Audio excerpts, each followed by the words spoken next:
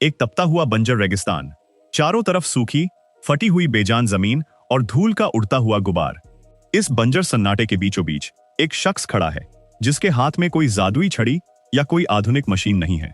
उसके हाथ में है सिर्फ एक साधारण सा खुरदरा पत्थर। वह इस पत्थर को देखता है और उसे जमीन पर बने एक गहरे सूखे नाले में फेंक देता है। फिर दूसरा पत्थर, फिर तीसरा पत्थर। वहां खड़े लोग हंसने लगते हैं। वे सोचते हैं कि क्या यह कोई पागलपन है, कोई इंसान पत्थरों को फेंककर रेगिस्तान में पानी कैसे ला सकता है।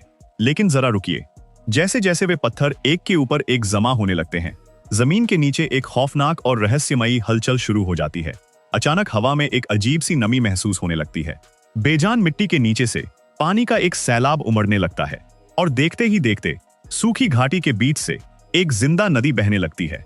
यह कोई काल्पनिक कहानी नहीं है, बल्कि विज्ञान के इतिहास का एक ऐसा बड़ा धमाका है जिसने पूरी दुनिया को हिलाकर रख दिया। कैसे कुछ मामूली पत्थरों ने प्रकृति के सबसे बड़े रेगिस्तान को घुटनों पर ला दिया। इस वीडियो के अंत में हम आपको एक ऐसा अनोखा और अविश्वसनीय भारतीय दृष्टिकोण बताने वाले हैं जिसे देखकर आप पूरी तरह से चौंक जाएंगे। आप सोचने पर मजबूर हो जाएंगे कि जिसे आज की आधुनिक दुनिया एक वैज्ञानिक चमत्कार मान रही है, उसका रहस्य सदियों पहले हमारे देश के पत्थरों और प्राचीन संरचनाओं में पहले से ही छुपा हुआ था। इस वीडियो को अंत तक जरूर देखना, क्योंकि पत्थरों का यह रहस्य आपके होश उड़ाने के लिए तैयार है। लेकिन आगे बढ़ने से पहले अगर आप हमारे चैनल पर पहली बार आए हैं तो प्लीज इसे सब्सक्राइब जरूर कर लीजिएगा, और अगर वीडियो पसंद आए तो लाइक करना मत भूलिएगा। सूखी घाटी में बीवरों की विदाई और एक बड़ी तबाही। इस पूरे रहस्य को समझने के लिए हमें इतिहास के पन्नों को पलटना होगा।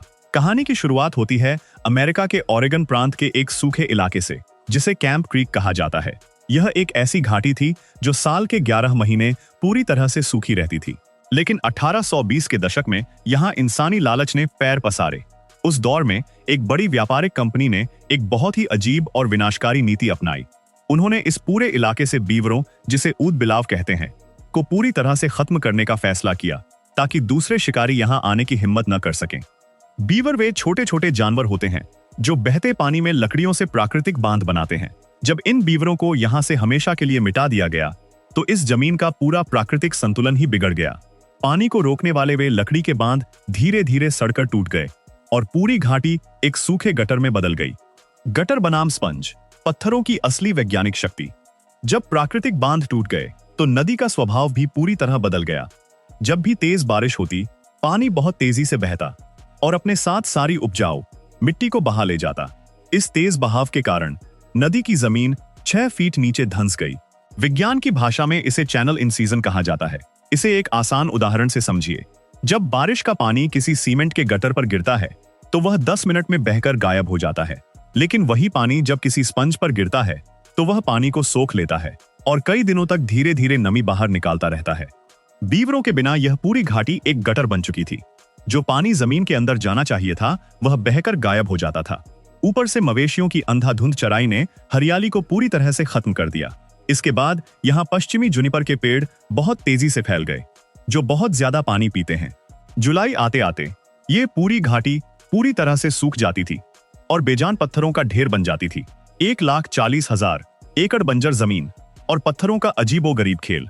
साल 2007 में एक पशु चिकित्सक, जिनका नाम स्कॉट कैंपबेल था, उन्होंने इस इलाके में 1,40,000 एकड़ सूखी जमीन खरीदी। वह अपनी पूरी जिंदगी जानवरों का इलाज करते हुए बिता चुके थे, लेकिन अब वह इस मरी हुई जमीन का इलाज करना चाहते थे। उन्होंने जब इस सूखी घाटी को देखा तो उन्होंने एक बहुत ही अनोखा और सीधा सा तरीका अपनाने का फैसला किया। पत्थरों का खेल। उन्होंने बाहर से भारी मात्रा में पत्थर, बजरी और जुनिपर की लकड़ियां मंगवाईं। उन्होंने इन पत्थरों को नदी के उस सूखे गटर में छोटे छोटे ढेरों के रूप में जमा करना शुरू कर दिया। उन्होंने 3.5 मील के दायरे में ऐसे लगभग 100 छोटे छोटे पत्थरों के बांध बना दिए।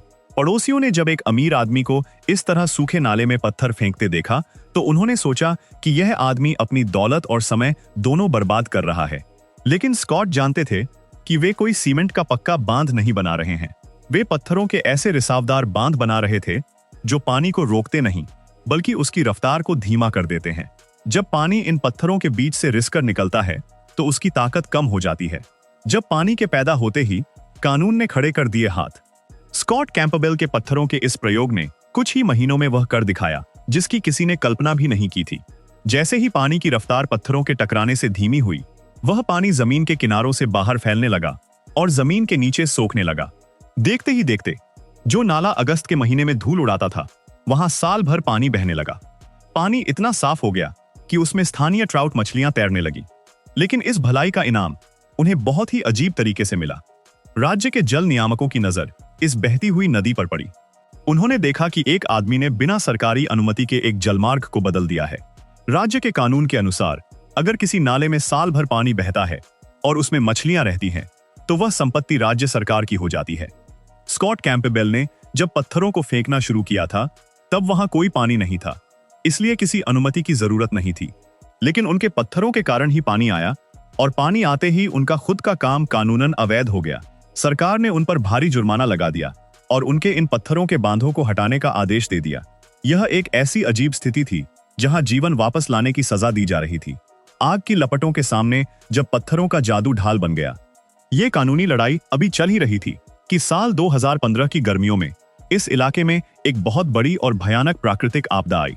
सूखी घास और तेज हवाओं के कारण जंगल में भयंकर आग लग गई, जिसने देखते ही देखते 5000 एकड़ से ज्यादा के इलाके को अपनी चपेट में ले लिया। आग तेजी से बढ़ती हुई स्कॉट कैंपबेल के चरागाह की तरफ आ रही थी। आसपास के सभी लोग डरे हुए थे, क्योंकि इस आग को रोकना लगभग असंभव लग रहा था। लेकिन जैसे ही आग की लपटें उस घाटी के पास पहुंची जहां स्कॉट ने पत्थरों की मदद से पानी को रोक रखा था, एक अनोखा चमत्कार हुआ। आग की लपटें उस गीली और हरी भरी घाटी को पार नहीं कर पाईं और अपने आप बुझ गईं। विज्ञान के अनुसार अगस्त के महीने में जो पौधे पूरी तरह से पानी से भरे होते हैं, वे किसी भी आग के लिए एक अभेद्य दीवार की तरह काम करते हैं। पत्थरों के उन बांधों से फैली पानी की नमी ने एक सुरक्षा कवच का काम किया और हजारों एकड़ की जमीन को जलने से बचा लिया। जो लोग पहले स्कॉट को पागल समझ रहे थे, आज वे उनके पत्थरों के इस जादू के एहसानमंद थे।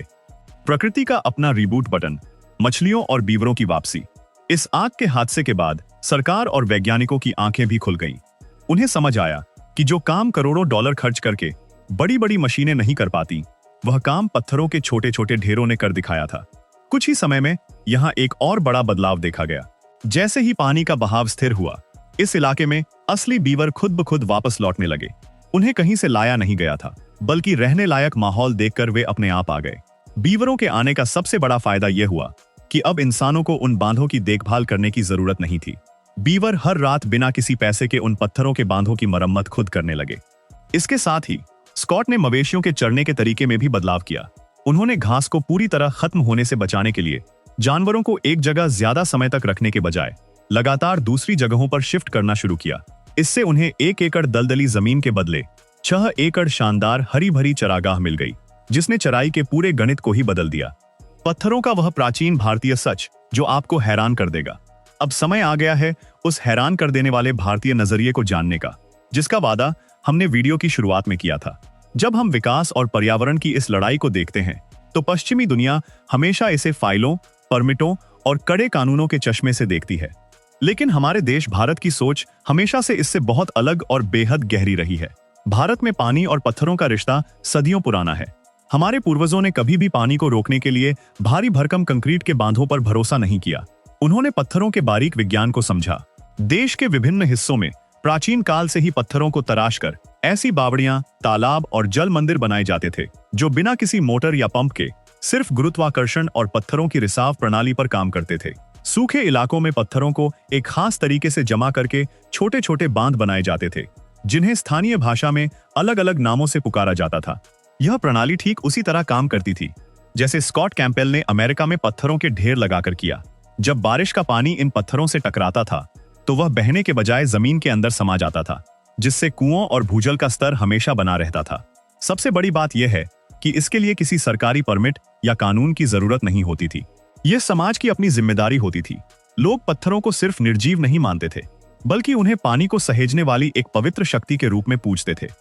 आज जब पश्चिमी वैज्ञानिक पत्थरों के इस रिसावदार बांध के तरीके को एक नई तकनीक मानकर इसका प्रचार कर रहे हैं, तो हमें गर्व होता है कि हमारे पूर्वज इस तकनीक को हजारों साल पहले ही सिद्ध कर चुके थे।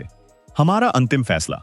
स्कॉट कैंपबेल की यह कहानी हमें सिखाती है कि जब हम प्रकृति के काम में बाधा डालना बंद कर देते हैं, तो वह खुद को बहुत तेजी से ठीक कर लेती है। कानून और नियम महत्वपूर्ण हैं, लेकिन जब वे ही सुधार के काम को रोकने लगें, तो उन नियमों को बदलना बहुत जरूरी हो जाता है। आखिरकार साल 2021 में ओरेगन के गवर्नर ने एक नए कानून पर हस्ताक्षर किए, जिसने पर्यावरण को ठीक करने वाले ऐसे कामों को सरकारी परमिट के झंझट से मुक्त कर दिया। यह इस लंबी लड़ाई की एक बहुत बड़ी जीत थी। अगर आपको प्रकृति के इस चमत्कार और हमारे प्राचीन नजरिए से जुड़ी यह कहानी पसंद आई हो तो इस वीडियो को लाइक जरूर करें। अपने विचार कमेंट बॉक्स में हमारे साथ साझा करें कि क्या आपको भी लगता है कि हमें प्रकृति को बचाने के लिए नियमों से ज्यादा अपनी सोच को बदलने की जरूरत है। ऐसी ही और भी हैरान कर देने वाली कहानियों के लिए हमारे चैनल को सब्सक्राइब करना न भूलें। मिलते हैं अगले वीडियो में। तब तक के लिए अपना ध्यान रखें और प्रकृति का सम्मान करें।